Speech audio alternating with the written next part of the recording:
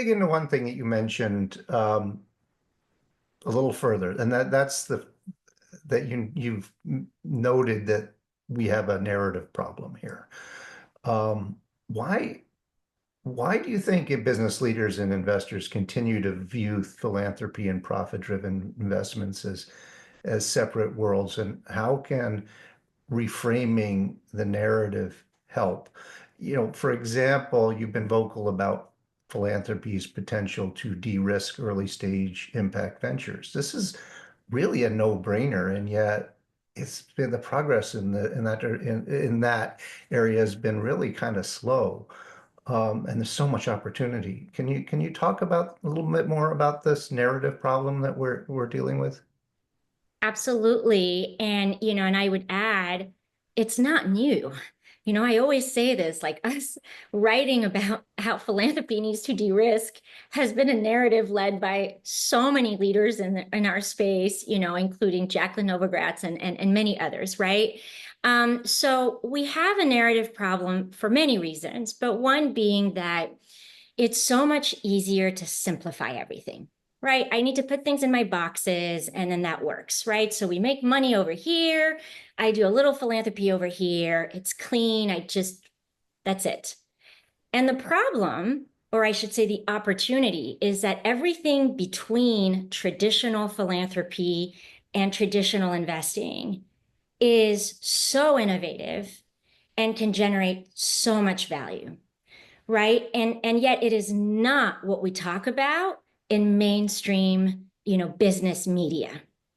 It's not what we talk about in traditional investment conferences, and yet it holds the key to so much of our future. So that's part of our problem. The other piece here is that we have to find a way to talk about this space in the middle where people can understand. I think sometimes we're so lost in our jargon. I mean, even, blended finance, impact investing. I mean, we have so many ways of talking about it that we lose people. And I think, at its core, we're talking about using every capital tool we have to generate value in ways that reflect our reality. Globally, we have massive infrastructure problems.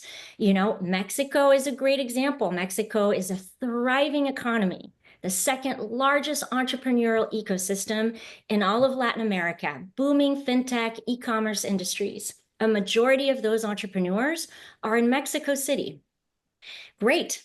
But Mexico City is also running out of water, right? It has an outdated water system that has not been able to keep up with rapid urban growth. You've got excessive droughts that are exacerbating the problem, and et cetera.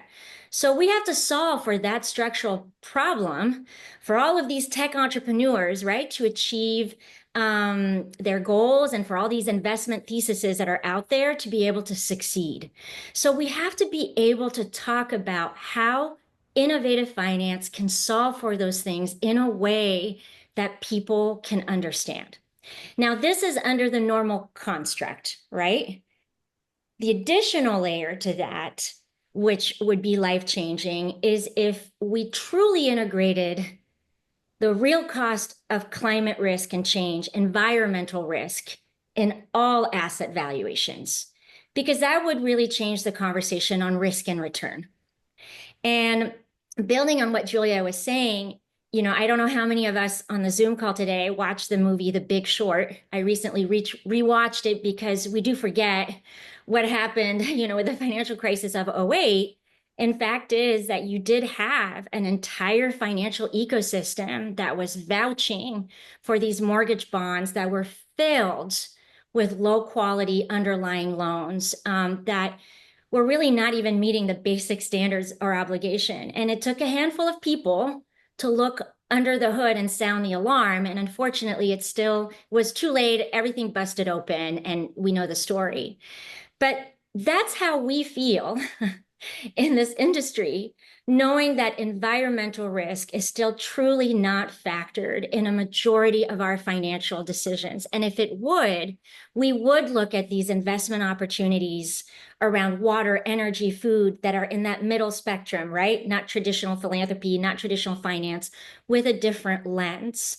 And so I think that, we need to be using every medium of communication to have that conversation, film, mainstream media, YouTube, articles, and outside of our echo chambers, and in a way where people can visualize and understand and see the difference. And I think it's really important because, as you are seeing, people are drinking misinformation out of a fire hose right now, and media sets the narrative.